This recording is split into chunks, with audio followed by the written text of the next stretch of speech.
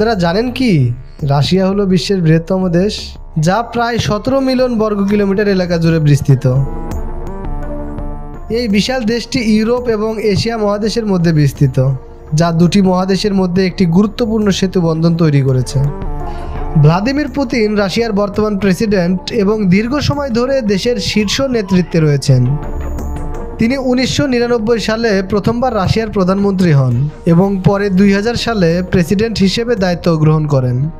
পুতিনের শাসনামলে রাশিয়া একটি শক্তিশালী কেন্দ্রীয় সরকার প্রতিষ্ঠা করেছে এবং আন্তর্জাতিক ক্ষেত্রে নিজেদের প্রভাব বাড়িয়েছে।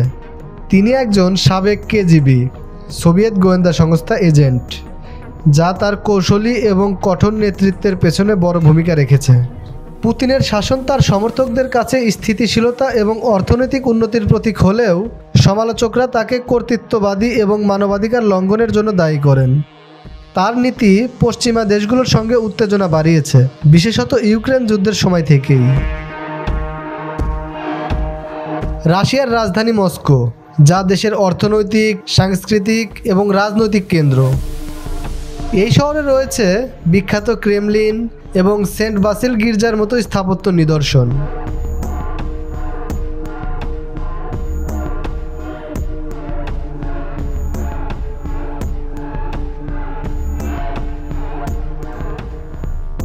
মস্কো ছাড়াও সেন্ট পিটার্সবার্গ শহরটি তার চমৎকার প্রাসাদ, খাল এবং সাদা রাতের জন্য বিশেষভাবে পরিচিত।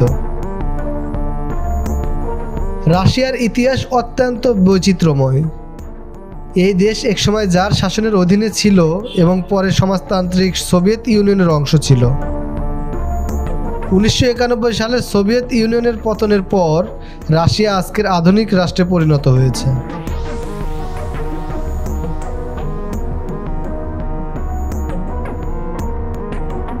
প্রাকৃতিক সম্পদে সমৃদ্ধ এই দেশটি তেল, গ্যাস এবং খনিজের জন্য বিখ্যাত।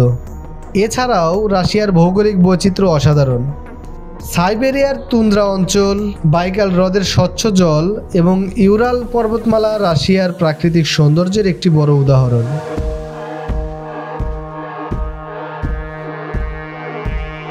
সংস্কৃতির কথা বললে রাশিয়া বিশ্বকে দিয়েছে মহান সাহিত্যিক লিও টলস্টয়।